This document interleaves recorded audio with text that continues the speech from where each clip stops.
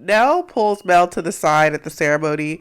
Mel talks about how long the process took with her changing her name, and it's the last piece of the puzzle, getting rid of that name. Yeah. She brings, Nell brings up the conversation she had with Martell about he was upset about Mel, basically, he gave Mel the whole name, and it's like a slap in his face that she's doing all this. Mel says, how does this all go back to him? Like, this is for me and my legacy and me moving on. This has nothing to do with him.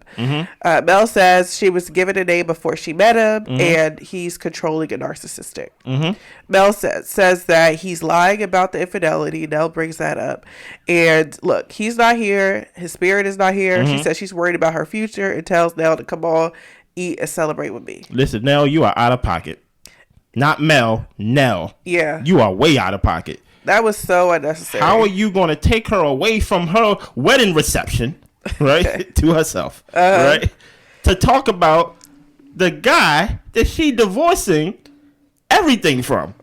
She's talking about divorcing him from the marriage, divorcing from the friendship, because they talked about, hey, you know, I saw him when you ain't speak to him, you know, divorcing him from the name.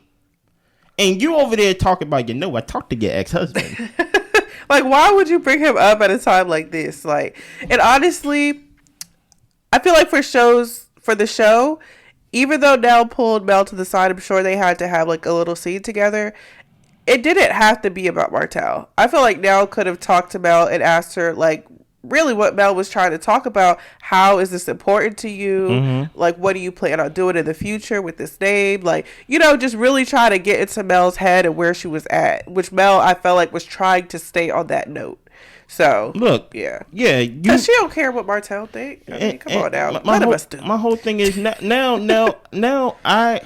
listen, you carried out what Martell basically wants it to be all the time.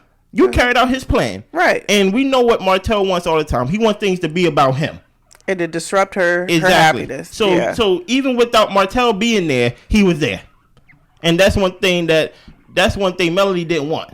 Yeah. Melody didn't want the spirit of Martell to be there, the cloud of Martell to be there. Not even his name is on the program. That's the whole point of this whole ceremony, is that his name, I am not a halt. Yeah. You get what I'm saying? Everything that I achieved, I am divorcing myself from that. And now I'm back to where I started as a Rogers, right? Yeah. Roger that. You know what I'm saying? So I feel like Nell was out of place as a friend in that moment. Especially, you saw actually things that other people didn't see because you were subpoenaed to go to court.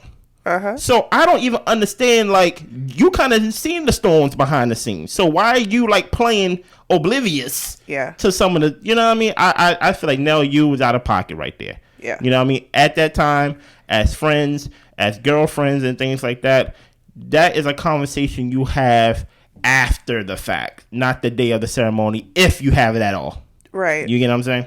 Continue. Yep. Well, they're sitting down eating. Yeah. And one of her friends gives a toast, and she is happy that Mel isn't celebrating that it's over, but that it happened, and that how she has a legacy with her children. Yeah. So. Listen here. Y'all gonna make lemonade out of lemons. That was a lot. I thought when I said party, I thought it was gonna be just dancing, big tent, big decorations, live band, great food. No, this was a wedding ceremony to herself. Yeah. She wrote vows to herself, and she celebrated herself with her friends, and you can't really have nothing bad to say about that. Yeah. Let's go.